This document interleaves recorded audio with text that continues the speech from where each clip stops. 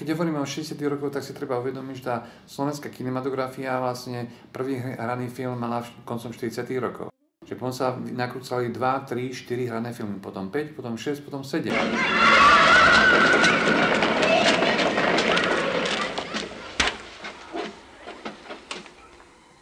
To bola tá prvá generácia. Tak sa dostala do kinematografie. Samozrejme, keď už nakrúcala, tých 50 rokov, musela nakrúcať látky, ktoré boli antiimperialistické, ktorá zdôrazňuje, že je dobre, keď kuláci stratia svoju pôdu, ktoré boli propagandistické, ktoré boli v prospech režimu. Přidělíme vám polí, kolik stačíte obdělat. Tady je místo pro všechny. Pro každýho, kdo má vážný úmysl pracovat. Práce. To je akce skutečné svobody.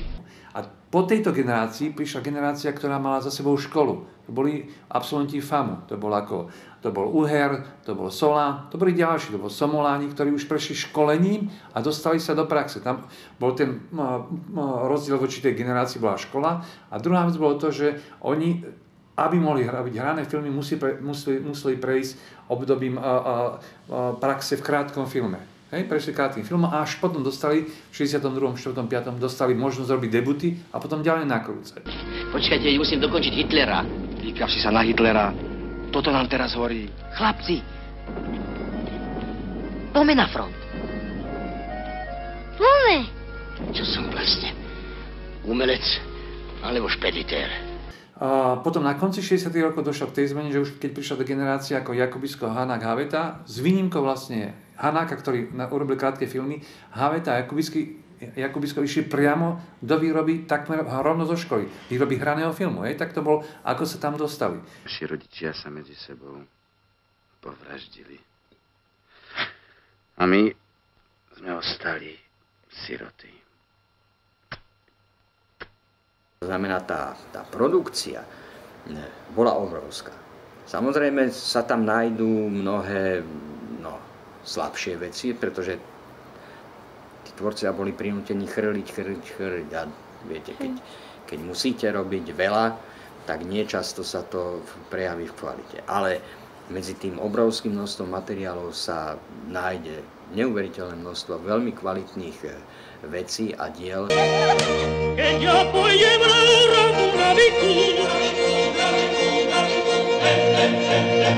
Smela ísť bez obáv, bez rozpakov na televíznu obrazovku slovenská klasika.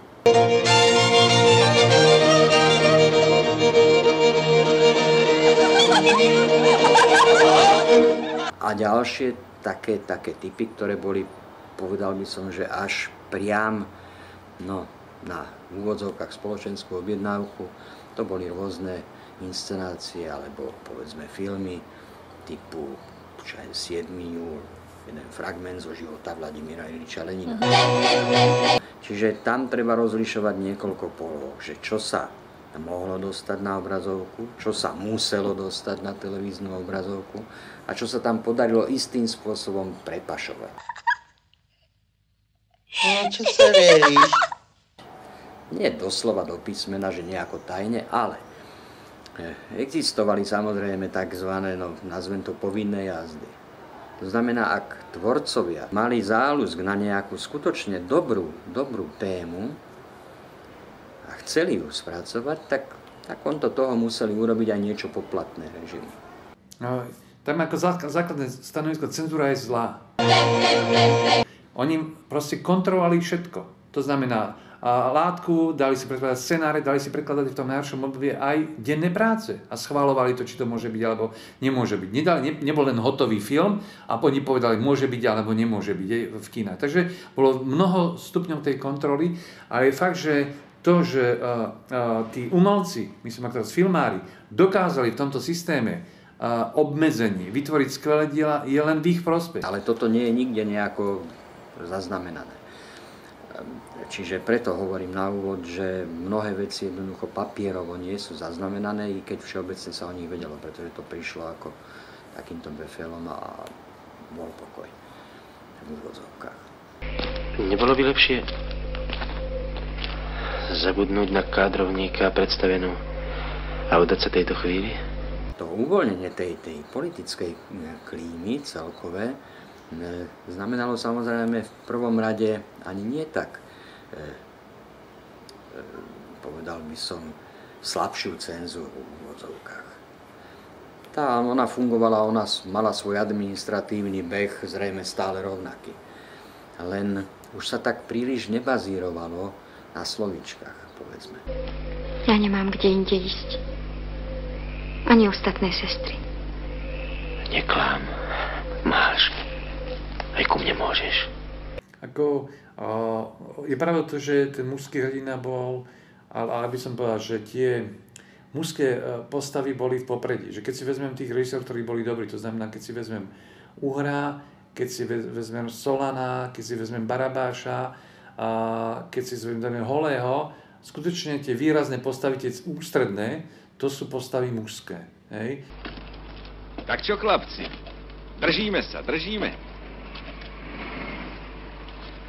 Držíme sa, pán súdruh. Hej? Že tie ženské sú v úzadí a tá charakteristika, že buď to bola Madonna alebo kurva, to určite sa dá nájsť príklady, keď to tak nebolo. Hej? Učili ťa jednej lásky, k Bohu. O tej druhej ťa presvedčovali, že je nízka, špinavá. Že ju treba v sebe zabiť, vyhubiť. Ako plevel. Odrazu cez tým mladým hrdinom sa tam dostali úprimnejšie emócie, dostala sa tam pochybnosť.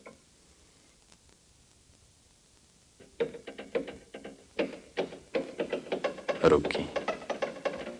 Čudná podoba ľudí. Neklamú.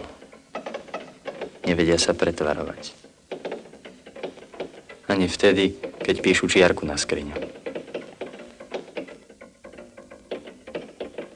A nepriamo sa tam vlastne dostala aj otázka, ktorú potom ako tak extrémne formulovali Jakubisko a Haveta v tých svojich filmoch Vtáčkové siroty blázni alebo Sám v botanickej záhrade, že či treba až takú váhu prikladať tomu umeniu a jeho schopnosti meniť spoločnosť, či umenie aj filmové nie je naozaj umením. To znamená, že je to estetický zážitok a nemá byť tak úzko spojené s tým, ako funguje spoločnosť. Že to má byť čosi ako slobodná nezáväzná hra a ako to vlastne toho typu tých hrdinov tam mali. Fotografujete? Chorobne.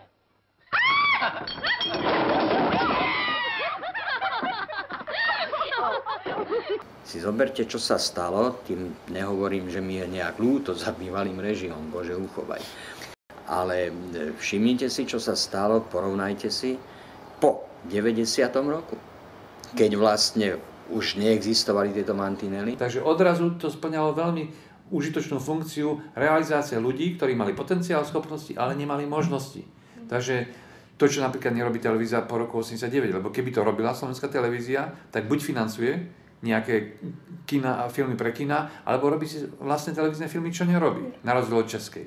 Pro Boha, nucený vystěhování do vesnice, která neexistuje. Skutočne vtedy, v 60. rokoch, sa slovenská filmová tvorba stala tvorbou, ktorá bola autonómna a zrovnateľná s akoukoľvek národnou filmovou tvorou v Európe. Že vlastne stala sa akoby európskou.